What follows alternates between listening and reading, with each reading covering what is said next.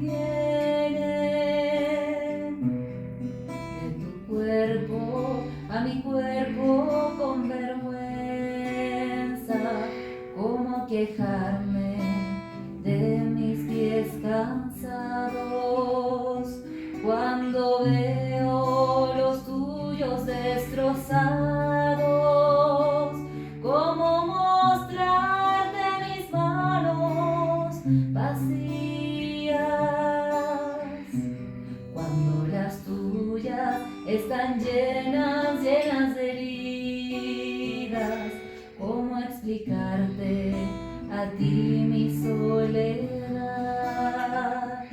cuando en la cruz alzado y solo